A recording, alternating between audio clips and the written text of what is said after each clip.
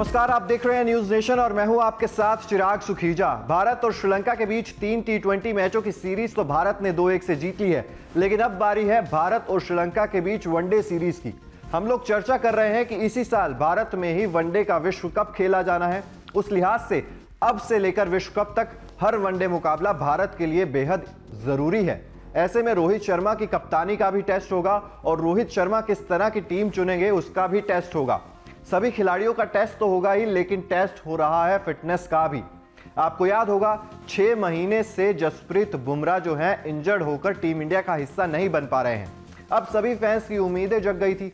सभी जसप्रीत बुमराह के फैंस खुश भी हो गए थे कि फाइनली श्रीलंका के खिलाफ वनडे सीरीज में हमें जसप्रीत बुमराह की वो गेंदबाजी में धार देखने को मिलेगी जो हम काफी लंबे समय से मिस करते आ रहे हैं। लेकिन बीसीसीआई है और एक बार फिर से बीसीसीआई ने पलटी मार दी है। जी हां, सिर्फ 2 दिन पहले यह कहा गया था कि जसप्रीत बुमराह को स्क्वाड में ऐड कर दिया गया है, लेकिन उसके कुछ ही घंटों बाद बीसीसीआई ने पलटी मारते हुए ऐलान कर दिया।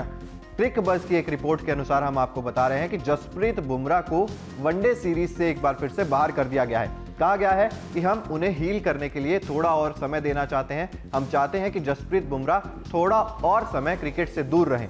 लेकिन हमें याद रखना चाहिए कि एशिया कप हो, चाहे T20 वर्ल्ड कप हो, चाहे बायलैटरल सीरीज हो, गेंदबाजी की वजह से हमने बहुत सारी सीरीज गंवाई हैं और हो सकता है कि हमें इस वनडे सीरीज में भी गेंदबाजी जो हमारी कमजोर नजर आती है उसका खामियाजा भुगतना पड़े।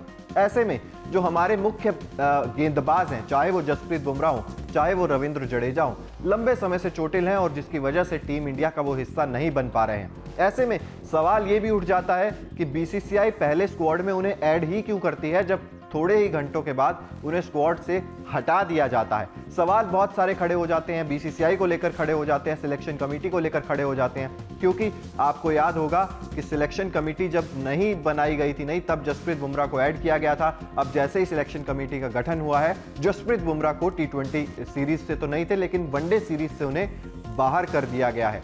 सवाल बहुत सारे हैं, जवाब शायद हमें अभी नहीं मिल पाएगा।